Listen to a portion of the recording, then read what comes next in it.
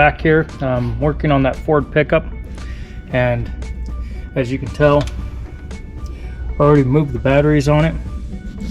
Now I'm gonna go and start removing the air-to-air, all this good stuff right here. Get the intake off. Well, there's that bolt that some guys talk about. That's a pain in the butt. As you can tell, after you get the dipstick out of the way, there's just enough length. You lay up on the motor, you can thread it out. Now I still got one more bolt holding this cover on because I didn't want it to wiggle on. Well, this is the importance of checking trucks out, and usually, I hate to say it, but the side that was last gone into, now I'm opening this truck up, and apparently this gentleman had some work done to it roughly 5,000 miles ago, which on a diesel is roughly about an oil change. And as you can tell, everything looks okay. Now I already found the oil leak out the manifold, but I had to go a little deeper because, well, I got some wear marks right there. Why do I have wear marks right there?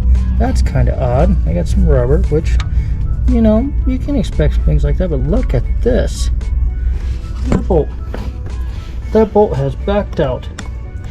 Now, what happens when that bolt comes the rest of the way out? Well, then it doesn't hold the rockers in the right place. Then they go up and down. And then they create all kinds of issues because, well, there ain't much room for the push tubes to go through there. I don't know if you guys can see that, but it's kind of tight. And if that starts to rock up and down, it causes all kinds of issues because, well, these are tighter engines. As you can tell, let me get the light on so you guys can see what I'm doing here. But got the passenger side all done. I had to drain the coolant to do it. Okay. The thills look good here. Like I said, looked like someone's been in it, and I was right. You see those? Those are ARP studs in this engine. So I was correct. Over time ago, someone went through this engine and did a nice little overhaul on it. But it's probably been many miles ago, and it was, destined for failure. These are the tools you're going to need. Start off with, you're going to need a 12 millimeter, big 12 millimeter to remove those stems. You need some 30 millimeter Torx. You're going to need an assortment of extensions. This extension, you're going to need a 10 millimeter shorty and a 12 millimeter shorty. And what those are for is after you break the valve cover loose with your 12 millimeter wrench on the back there by the firewall, you have to take those, which you get much more stroke out of them once you break it loose, use those to get it off. You will need some long extensions. I think those are 6-inch. And then you're going to need a 30 millimeter Torx. Or I shouldn't say 30 millimeter Torx. A T30 Torx, 1/4 inch. It's going to help you out in some situations. You will need a 10 millimeter deep, an 8 millimeter deep,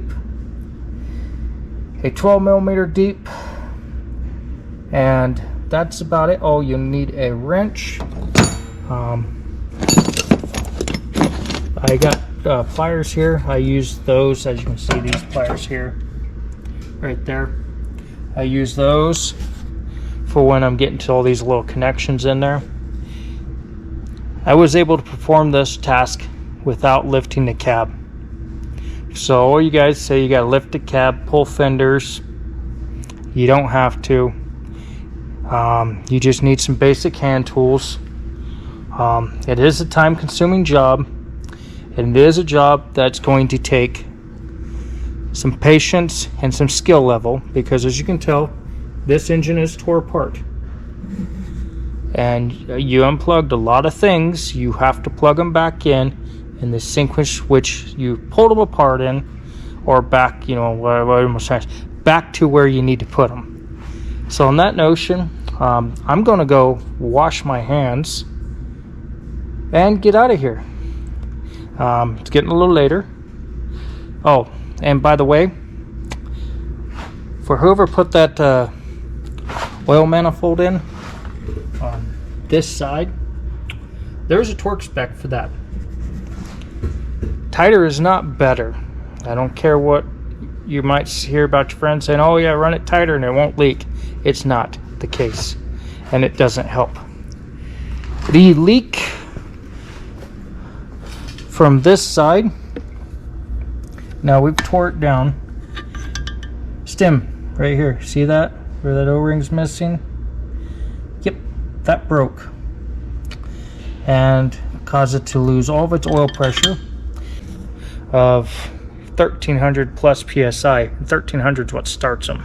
So you're dealing with quite a bit of oil pressure there, and it creates heat. You need to have everything true.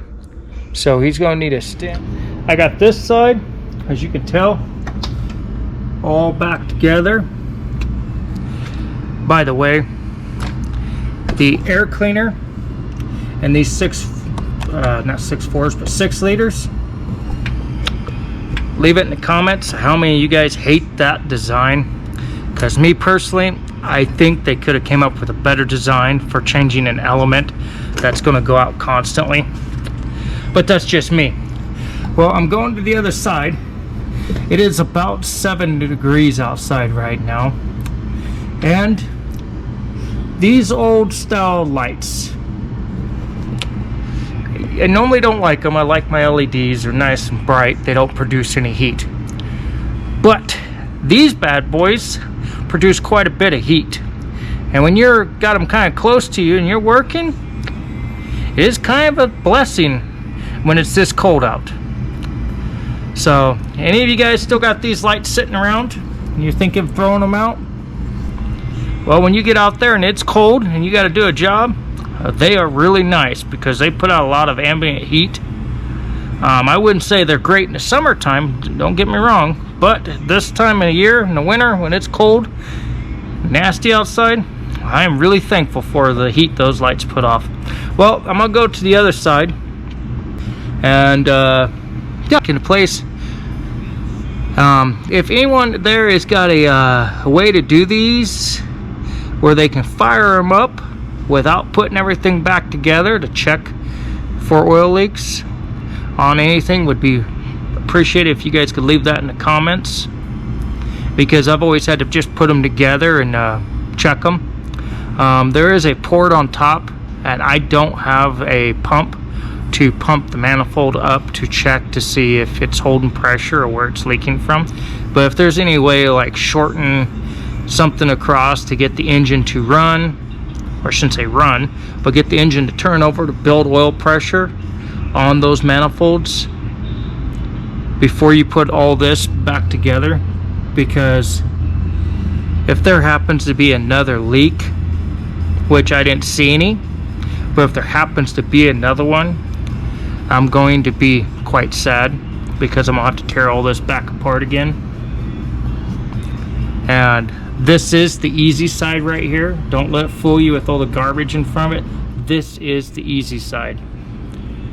That side over there, there is really no room, and I didn't want to lift it up.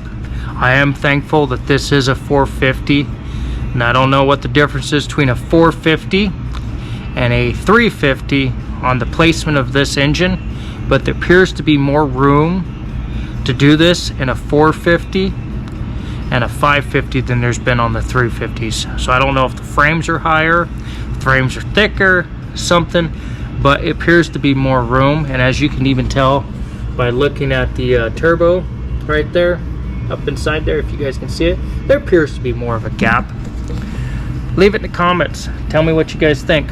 Like I said, I normally work on those things. I'm doing this as a favor, more or less. So, like I said, leave it in the comments.